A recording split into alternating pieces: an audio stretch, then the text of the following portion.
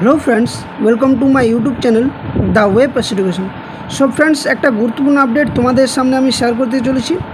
তো যদিও অনেক দিন ধরে আমি চ্যানেলে ভিডিও দিইনি, কারণ একটাই যে চাকরির ক্ষেত্রে বিশেষ করে প্রাথমিকে যে নিয়োগের প্রক্রিয়া অর্থাৎ 2022 টেট বা যে নানান 32 চাকরি বাতিল মামলা, এই নানান সমস্যা একের পর এক কিন্তু চলেইছে, যার ফলে কিন্তু রাজ্যে এখনও পর্যন্ত এই ওবিসি কেস মামলার একটা গুরুত্বপূর্ণ এই সমস্ত ঘটনার পরিপ্রেক্ষিতে কিন্তু রাজ্যের সমস্ত নিয়োগ প্রক্রিয়া কিন্তু বন্ধ রয়েছে।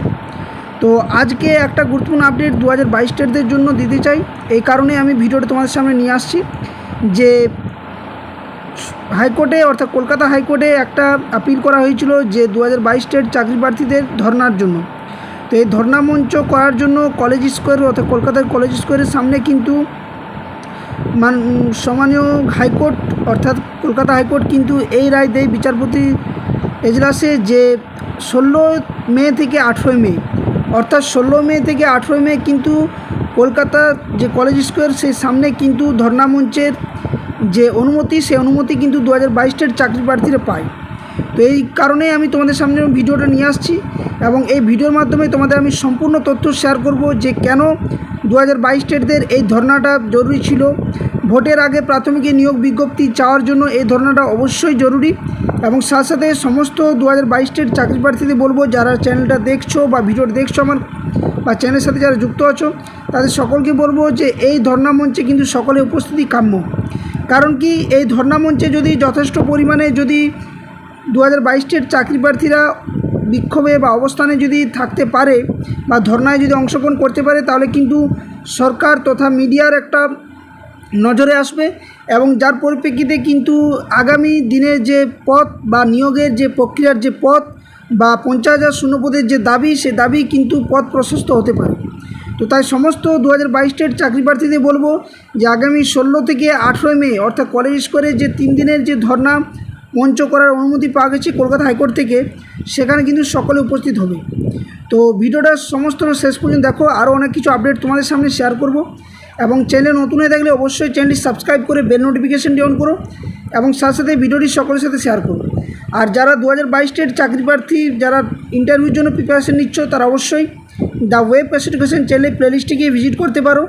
সেখানে কিন্তু অলরেডি অনেক ক্লাস করানো হয়ে গেছে ইন্টারভিউ রিলেটেড, যেগুলো 2017 ইন্টারভিউতে প্রশ্ন করা হয়েছিল তার অনুকরণে বিভিন্ন প্রশ্ন এবং বিভিন্ন বই থেকে অর্থাৎ প্রাক প্রাথমিক দিয়ে ক্লাস 5 পর্যন্ত যে সমস্ত টেক্সট বুকগুলো রয়েছে, সেই টেক্সট বুকের ডিটেলস পুঙ্খানুপুঙ্খ তথ্য কিন্তু প্লেলিস্টে যে ক্লাসগুলো রয়েছে সেই ক্লাসে কিন্তু আলোচনা করা হয়েছে। তো অবশ্যই ক্লাসগুলো দেখবে এবং অফিসিয়াল ফেসবুক পেজ এবং টেলিগ্রাম চ্যানেলে অবশ্যই যুক্ত হবে। সেখান থেকে নানান তথ্য এবং গুরুত্বপূর্ণ পিডিএফ এবং এই নিউজ আপডেটগুলো পেয়ে যাবে সেখানে। তো চলো আজকের ভিডিওর ডিটেলস তথ্য আমরা আলোচনা করি। তো তোমরা সকলেই জানো যে এই ওবিসি কেসের জন্য রাজ্যে যে নিয়োগ প্রক্রিয়া, সেই সমস্ত নিয়োগ প্রক্রিয়া কিন্তু বর্তমান পরিস্থিতি আটকে রয়েছে এবং এই পরিস্থিতিতে কিন্তু 2022 টেট চাকরি প্রার্থীরাও কিন্তু এই ওবিসি কেস যে বাহানা, সে বাহানা থেকে কিন্তু নিষ্পত্তি পায়নি। তো যাতে করে ওবিসি কেসের দ্রুততার সাথে যাতে নিষ্পত্তি ঘটে এবং প্রাথমিকে যে 50,000 যে শূন্যপদের দাবি, সেই দাবি যাতে পূরণ হয়, সেই উদ্দেশ্যে কিন্তু 2022 টেট চাকরি প্রার্থীরা কিন্তু ধর্নার যে আবহ, সে আবহ তৈরি করতে পেরেছে এবং অনুমতি পেয়েছে। এখানে কিন্তু বলে রাখি যে 16 থেকে 18 মে অর্থাৎ 16 থেকে 18 মে 2022 টেট চাকরি প্রার্থীরা কিন্তু কলকাতার রাজপথে অর্থাৎ কলেজ স্কোয়ারের সামনে কিন্তু বসার অনুমতি পায় এবং সেখানে কিন্তু বেলা 11টা থেকে বিকেল 5টা পর্যন্ত প্রত্যেক দিন কিন্তু এই অবস্থান বিক্ষোভ চলবে। তাই যে সমস্ত চাকরি প্রার্থী 2022 টেট চাকরি প্রার্থী রয়েছে, যারা নিজেরা বঞ্চিত মনে করছো, যারা এতদিন ধরে দীর্ঘ 3 বছর ধরে অতিক্রম করার পর এখনও পর্যন্ত যে 50,000 শূন্যপদের দাবি, সে দাবি আদায়ে বারবার কিন্তু পথে নামা হয়েছে, এবারও কিন্তু এর বিকল্প কোনো পদ্ধতি ভাবতে হবে এবং যার জন্য কিন্তু এই ধর্না মঞ্চ করা হয়েছে এবং সেখানে কিন্তু উপস্থিতি কাম্য আশা করা যায়। এবং অনেকেরই কিন্তু প্রশ্ন আসছে যে পঞ্চম শ্রেণী যুক্ত হওয়া সত্ত্বেও শূন্যপদ নেই।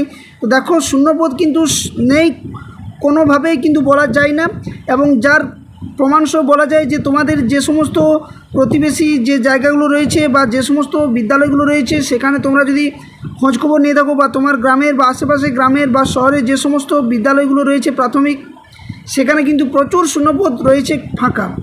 যেখানে কিন্তু পঞ্চম শ্রেণী যুক্ত ছিল না অনেক বিদ্যালয়গুলোতে, সেখানে কিন্তু প্রায় 2000-এর উপরে কিন্তু পঞ্চম শ্রেণী যুক্ত হয়ে গেছে। এবং শিক্ষার যে অবস্থা রাজ্যে, সে শিক্ষার যে টালবাহানা সেটা কিন্তু একের পর এক চলছেই, যার জন্য বলা যায় যে এই মুহূর্তে কিন্তু শূন্যপদ প্রচুর রয়েছে। সরকারের কিন্তু সদিচ্ছার যে অভাব, সে অভাবটা কিন্তু এই মুহূর্তে দেখা যাচ্ছে। এবং যার জন্য বলবো যে বারবার যে রাজপথে নামা হচ্ছে, এটা কিন্তু সরকারের যে দৃষ্টি আকর্ষণ, সেই দৃষ্টি আকর্ষণ করার জন্য, যাতে করে দ্রুততার সাথে ভোটের আগে, অন্তত 2026-এ ভোটের আগে কিন্তু যদি নিয়োগ করতে হয় সরকারকে, তাহলে অবশ্যই 2022-এর চাকরি প্রার্থীদের করবে। এবং যার শূন্যপদের জন্য কিন্তু এই পথে নামা, তো আমার মতে বলা যায় এটাই কিন্তু শেষ সুযোগ। কারণ যা পরিস্থিতি দেশে তোমরা দেখতে পাচ্ছ, আজ যে পরিস্থিতি দেখা যাচ্ছে পুরো দেশ জুড়ে, যে একটা যুদ্ধ পরিস্থিতি তৈরি হয়েছে। যদিও ভিডিওতে সমস্ত কিছু বলাটা সম্ভব নয়, তবে স্যালুট আমাদের পুরো ইন্ডিয়ান এয়ারফোর্স থেকে শুরু করে ইন্ডিয়ান নেভি, আর্মি, সমস্ত যে 3 সৈন্যবাহিনী রয়েছে স্থল, জল এবং আকাশপথে, সে সমস্ত সৈন্যবাহিনীকে স্যালুট জানায়, যারা এতটা স্যাক্রিফাইস করে দেশের জন্য দিনরাত আপ্রাণভাবে চেষ্টা করছে, তাদেরকে স্যালুট।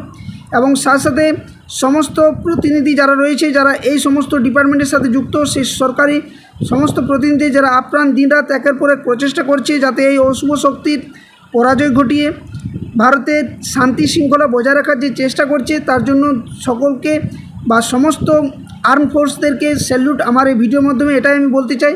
তো এই পরিস্থিতিতে কিন্তু নানান সমস্যা তৈরি হতে পারে, এবং এই যুদ্ধ আবহ পরিস্থিতিতে কিন্তু আমাদের 2022-এর সকলকে কিন্তু একত্রিত থাকা, জাতিভেদ নির্বিশেষে সকলে আমরা ভারতবাসী, তাই সকলের উদ্দেশ্যে বলবো যে কেউ কিন্তু বিচলিত হবে না, শান্তি শৃঙ্খলা বজায় রেখে নিজের কিন্তু পরিস্থিতির মোকাবিলা করার চেষ্টা করা যায়।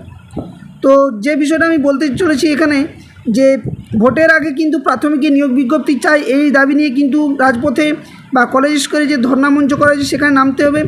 এবং দাবি এটাও যে 50,000 শূন্যপদে দ্রুততার সাথে 2022 স্টেটদের নিয়োগ করতে হবে।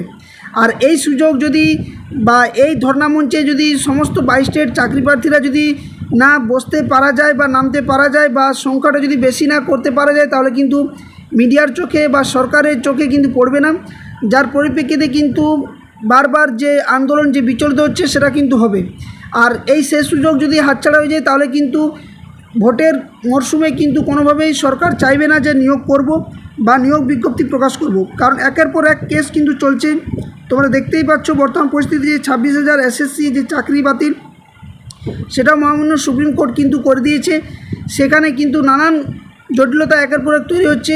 এবং প্রাথমিকও যে 32,000 চাকরি বাতিল মামলা, সেটাও কিন্তু কেস হয়ে গেছে কলকাতা হাইকোর্টে। তোমরা সকলে হয়তো এই বিষয় নিয়ে অবগত, যদিও আমার ভিডিও দেওয়া সম্ভব হয়নি, কারণ নানান সমস্যা থাকার জন্য, আমার পার্সোনালি অনেক সমস্যা থাকার জন্য আমি ভিডিও দিতে পারিনি। তো আজকে সময় করে তোমাদের সামনে ভিডিওটাই শেয়ার করছি, এই কারণে যে এই সুযোগ কিন্তু কেউ হাতছাড়া করবে না, নতুবা কিন্তু যে 50,000 শূন্যপদের যে আশা বা ভোটের আগে যে নিয়োগের যে আশা, সেটা কিন্তু সমস্যার সমাধান কিন্তু হবে না। সেই আশা পূরণের জন্য অবশ্যই পথে নামো, এবং এই ওবিসি কেস দ্রুততার সাথে যাতে নিষ্পত্তি ঘটে এবং দ্রুততার সাথে যাতে নিয়োগ হয়, সেই দাবিতে কিন্তু পথে নামা এবং ধর্ণা মঞ্চ করা। তো এটাই ছিল আপডেট।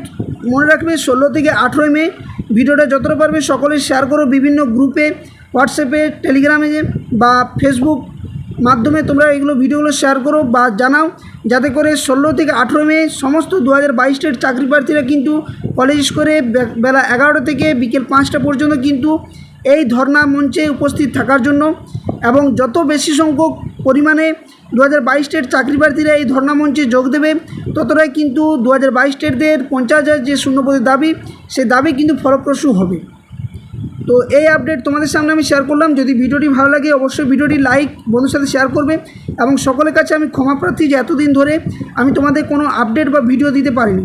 তো এরপর আশা করছি কন্টিনিউ তোমাদের সামনে ভিডিও আমি প্রোভাইড করব, এবং যে সমস্ত তথ্য বা ইন্টারভিউ ক্লাসগুলো রয়েছে সেগুলো একের পর এক কিন্তু আমি কন্টিনিউ চালু রাখবো। তো অবশ্যই চ্যানেলের সাথে যুক্ত থাকো এবং ভিডিওটি শেয়ার করো, বন্ধুর সাথে লাইক করো, এবং সাথে সাথে বলবো চ্যানেলে যারা এখনও নতুন আছো তারা অবশ্যই চ্যানেলটি সাবস্ক্রাইব করে বেল নোটিফিকেশনটি অন করতে কেউ কিন্তু ভুলো না। ধন্যবাদ।